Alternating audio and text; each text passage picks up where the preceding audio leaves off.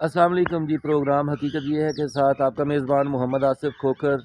हम हमेशा बात करते हैं ज़िले इंतज़ामिया के हवाले से, तो मकसद यही होता है कि हमारे शहर का शायद कुछ बन जाए। इस हवाले से मैं अपनी बात, अपने आवाम की बात, अपने इलाकाई आवाम की बात मकाम बाला तक पहुँचा सकूँ। मुझे उम्मीद है कि आपको मेरा ये प्रोग्राम ज़रूर पसंद आया होगा और इस हवाले से हमें आप लोगों की कीमती राय भी बज़रिया कमेंट्स मिलती रहती है। आज के प्रोग्राम के तवसत के हवाले से भी मेरी आप तमाम उकाड़ा शहर के वासियों से यही गुजारिश होगी कि कमेंट्स में हमें अपनी कीमती राय से ज़रूर आगाह करें और प्रोग्राम हकीकत यह है के बारे में भी हमें अपने जो है कीमती कमेंट्स दें और इस सूरत हाल के ऊपर भी आप बात करें जो मैं आज आपको बराह रास्त दिखाने जा रहा हूँ। मैं इस वक्त मौजूद हूँ उकाड़ा डीसी ऑफिस के और डीसी हाउस के बिल्कुल सामने फैमिली पार्क के बाहर में मौजूद हूँ। मैं फैमिली पार्क की तमाम तर सूरत हाल आपको बराह रास्त दिखाऊँगा। आपने इस हवाले से कमेंट्स में हमें अपनी कीमती राय से आगाह भी करना है और इस पोस्ट को ज़्यादा से ज़्यादा शेयर भी करना है। चिराग दर या अंधेरे के वाली बात ही होगी। बराह रास्त पार्क की आपको पहले सूरत हाल दिखाते हैं, बाद में इस हवाले से मज़ीद बात भी हम करते हैं। आप लोगों ने हमारे साथ ये जी पार्क की जो है हदूद शुरू हो चुकी है। मैं पार्क में इंटर हो रहा हूँ। सबसे पहले बात करेंगे लावारस शहर की और चिराग तले अंधेरे वाली जो बात मैंने आपसे बोली है। डीसी हाउस और डीसी ऑफिस के बाहर बिल्कुल ये पार्क मौजूद है, उसके डीसी ऑफिस के सामने और डीसीओ साहब की रिहाइश गाह के बिल्कुल सामने। ये इसकी पहले तो चार दीवारी की हम बात कर लेते हैं। चार दीवारी इसकी आप लोग देख सकते हैं कि है ही नहीं सिरे से। दीवारें जो हैं इसकी टूटी हुई हैं और हिफाजती जंगले जो ऊपर लगे हुए थे ये उसकी बाकियात जो हैं वो मौजूद हैं, लेकिन दीवारें जो हैं इसकी टूट चुकी हुई हैं। और इसी तरह से दूर तक जैसे जहाँ तक कैमरा जा रहा है नज़र नहीं आएगी आपको दीवार। और अब मैं पार्क के अंदर लेके जा रहा हूँ आप लोगों को। बराह रास्त ये सूरत हाल दिखाने का मकसद यही है कि इसमें ये ना लगे कि हमने कोई क्लिप्स या एडिटिंग करके कहीं से और कोई चीज़ डाल ली है। अब गेट का खैर क्या इस्तेमाल करना है, दीवार ही फलांग जाते हैं इधर से। सफाई सुथराई के हवाले से हम इसकी बात करेंगे तो लगे हुए गंदगी के ढेर काफ़ी सारे आपको दिखाना पसंद करूँगा। जो सूरत हाल नज़र आ रही है बराह रास्त आप लोग भी उसके ऊपर अपनी राय भी दें मुझे और इसकी सूरत हाल भी देखते चले साथ साथ।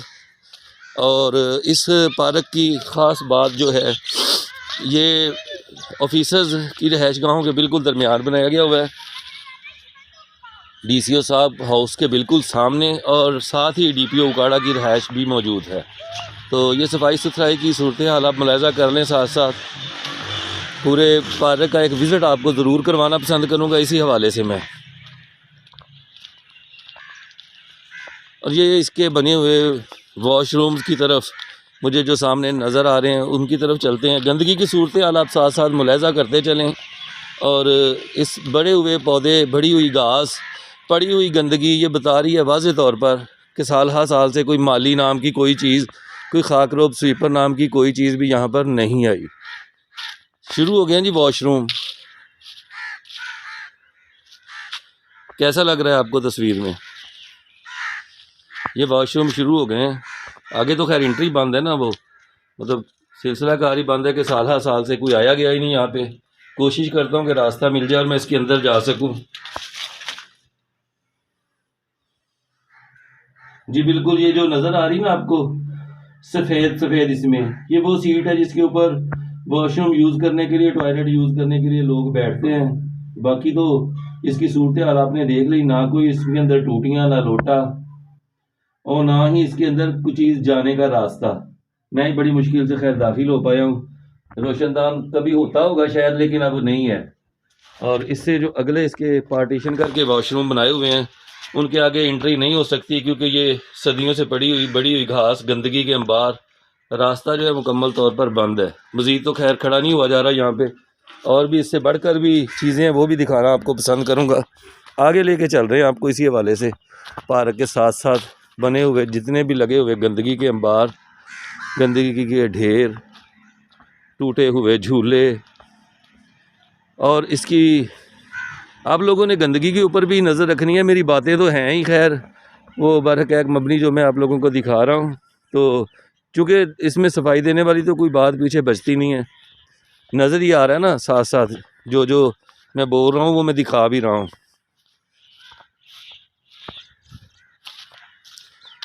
अब झूलों की सूरत हाल देखते हैं। झूलों की क्या सूरत हाल है यहाँ पे, उस हवाले से बात करते हैं। फिर इससे आगे इससे भी दिलचस्प बातें मौजूद हैं जो आप लोगों के साथ न सिर्फ शेयर करूँगा बल्कि आप लोगों को भी पता चलेगा कि ज़िला इंतज़ामिया की कारकर्दगी इस हवाले से है क्या और हकीकत इसमें क्या है, क्योंकि हमने हमेशा बात की है हकीकत पर मबनी, और इसीलिए हकीकत ये है प्रोग्राम का नाम रख के हम ये प्रोग्राम कर रहे हैं। ये जी पींगे हैं बच्चों के लिए लगाया गया झूला, तो एक है बाकियात इस पर भी अभी उसकी भी ये मरहम पट्टी जो है ना की हुई है, उसको मतलब बैठ नहीं को सकता लेकिन ये लटक रही है, जबकि इसके साथ के 1 2 और 3 ये गैब हैं तीनों इसकी जो है पींगे ना इधर से, ताकि कोई आ भी जाए तो वो यहाँ पे बैठ ना सके। उसको ये घसी पिटी घास, टूटे हुए वाशरूम, लगे हुए गंदगी के ढेर वो देखने को मिलेंगे। थोड़ा सा मालियों के किरदार के ऊपर मज़ीद मेरा ख्याल है बात करना बनता है, वो भी कर लेते हैं। अब ये मैं जो आपको दिखाने जा रहा हूँ यहाँ से आपने अंदाज़ा ये लगाना है कहाँ तक मेरी बात जो है वो सच है और इसमें कितना को वज़न होगा।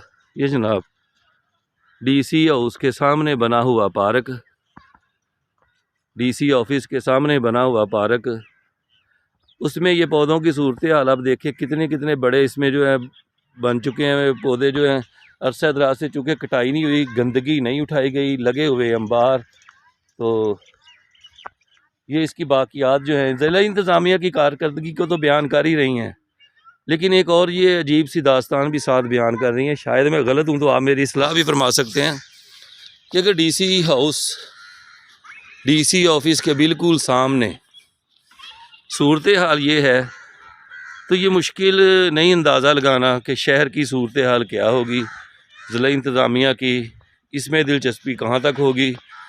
और इसी तरह से मैं आपको थोड़ा आगे लेके चलता हूँ, जो मैं आपसे बात करनी चाह रहा था, कहनी जा रहा था, तो इससे दिलचस्प मराहल मौजूद है ना।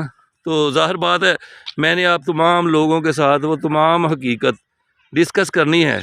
ये देखें जनाब बड़े हुए कितने कितने बूझे बढ़ चुके हैं, ये कितने कितने बड़े जो हैं ये पौधे हुए हैं और कोई इनकी कटाई नहीं हुई। छोटे छोटे पौधे ये झाड़ियों की शक्ल इख्तियार करके मेरा ख्याल है शायद ज़िला इंतज़ामिया इसको छांगा मांगा का दर्जा देने जा रही है, जो ये इसकी सूरत हाल बनी हुई है। इससे आगे चलते हैं क्योंकि मनाज़र इससे भी ज़्यादा दिलचस्प हैं।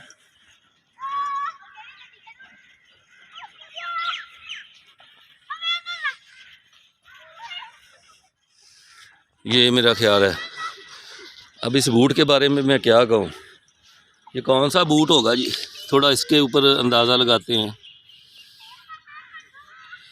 बूट पे तो खैर मैं खुल के बात भी नहीं कर सकता, डर सा लग रहा है। झूले जनाब माशाल्लाह जी,